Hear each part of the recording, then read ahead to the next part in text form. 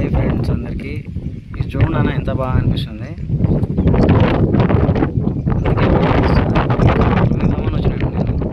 వేసినా చూడండి. ఇక పెద్ద వీటితో పాటు చిన్నపిల్లలైనా తీసుకొస్తున్నాను. ఎందుకంటే మన సబ్స్క్రైబర్లు చాలామంది అన్న పిల్లలైనా తీసుకోపు అని చెప్పి అడుగుతారు. అందుకని చెప్పి ఇక పిల్లలైనా తీసుకొచ్చిన చూడండి మేస్తున్నాయి. అది విధంగా 6 నెలల నుంచి ఉన్నాయన్న మన దగ్గర దూడ పిల్లలు. ఇది చూడన్న నిజంగా వెరైటీ బాగా అనిపిస్తుంది నాకైతే. ఈ చెట్టు ఇది ఎంత బాగా అనిపిస్తుంది.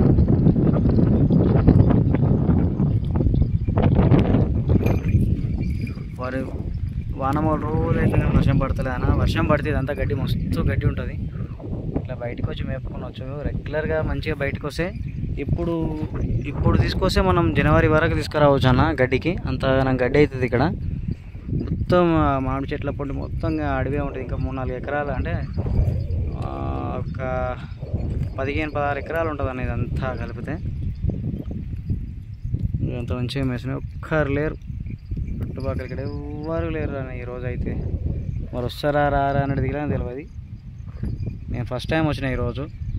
ఎవరైనా వస్తారేమో అనుకున్నా కానీ ఎవరు వస్తారు. ఇక్కడ నీళ్ళు ఏడుంటాయి కూడా తెలియదు. ఎందుకంటే బర్రెలకు నీళ్ళు తాపాలి ఖచ్చితంగా.